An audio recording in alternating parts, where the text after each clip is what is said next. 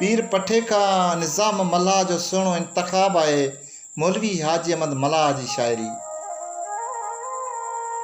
भाल जा भेरा भञी वेठे भला कहिड़े सबब, काल हथ हथ में हिते अॼु हथ ठला कहिड़े सबब। पोच पेरनि में न पंध जी हथ न वन महाजते, कंहिं बि कम जी नाहे काया में कला कहिड़े सबब।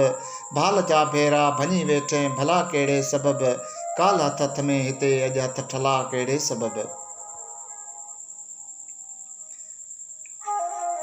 पिरतिके के पख पखी जी पिरे सो पोतुस पिरी, अज जबल जाबिर न किया जानी झला कहिड़े सबब। भाल जा भेरा भञी वेठे भला कहिड़े सबब, काल हथ हथ में हिते अज हथ ठला कहिड़े सबब। पाण कोठी पास कोठे न कुठीअ खे कीअं कुठी, खत हलाई आव हली पो हुल हला कहिड़े सबब।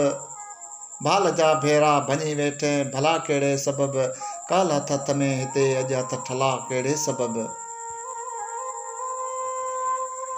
अज सुञाणी की न सुहिणा सच सभई सदके वञा, अण सुञाणो वट सुञाणो ये चला कहिड़े सबब।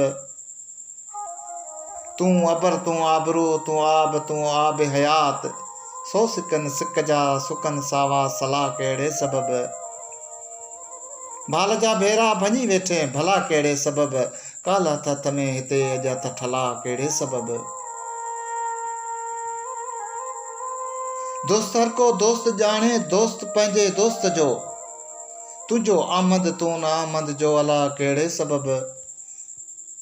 भाल जा भेरा भञी वेठे भला कहिड़े सबब, काल हथ हथ में हिते अज हथ ठला कहिड़े सबब।